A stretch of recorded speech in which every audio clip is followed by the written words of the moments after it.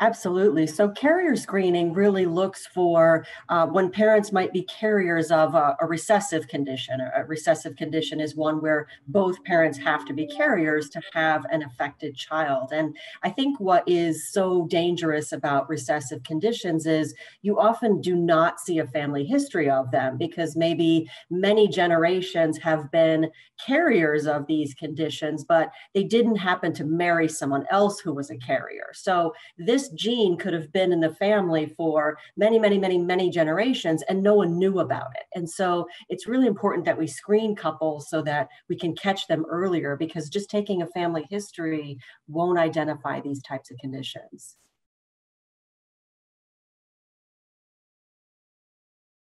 Really critical. I think, as I said, there's really no other way to identify at-risk couples, right? Because you don't see a family history. And I think the ACMG has done a really thoughtful job of putting together their recommendation to say, we only want to screen for things that are really severe conditions where a couple might consider, either early intervention for these conditions, delivering in a hospital that is a part of a large medical center. Some couples may consider termination. And so they really were thoughtful about making the recommendation such to say, let's only screen for things that would make a meaningful impact on couples' decision making.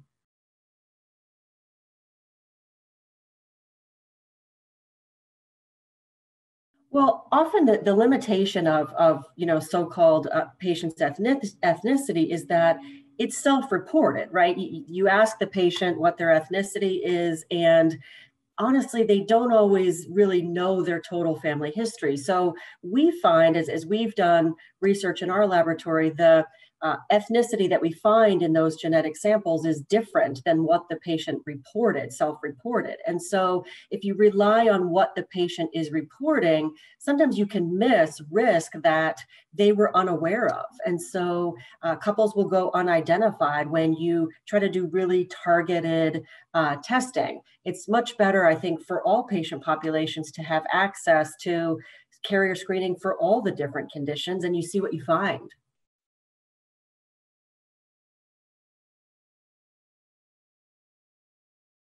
Absolutely. And Myriad has been a leader in these studies as we've looked at this product and really tried to identify, how often do we find these conditions? So, we looked at that issue specifically in how often do we find couples where their self-reported ethnicity is different than what we find in the laboratory, and bringing that evidence forward to, thought leaders in this field, whether part of the ACMG or part of ACOG, is what helps them to set guidelines that are appropriate when they're based on scientific research like that.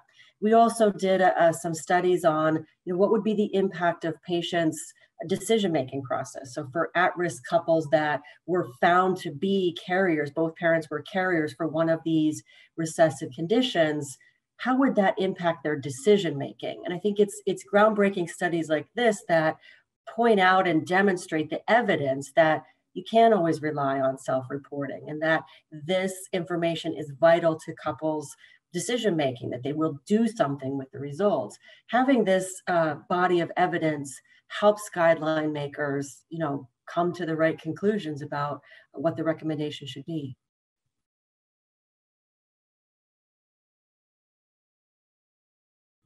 I think for providers and patients, these guidelines, first of all, help to make this standard of care, that patients are offered this testing early in the pregnancy or before they get pregnant.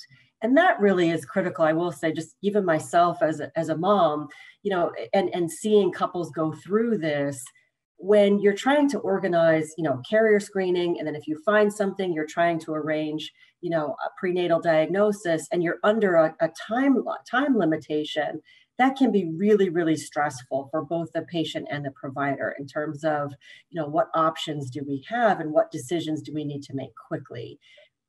These guidelines really support this, making the standard of care and offering it earlier when the patients are not under any pressure to make a decision about an active pregnancy.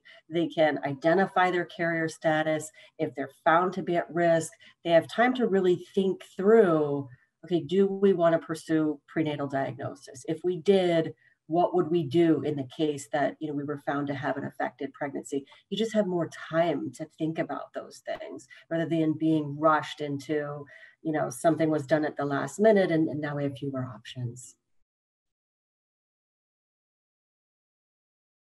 I really are excited about these guidelines. I think Myriad has made a big push for inclusiveness of testing, making sure that all patient populations are served by the research that we do and the testing that we offer. So we couldn't be more excited about these guidelines.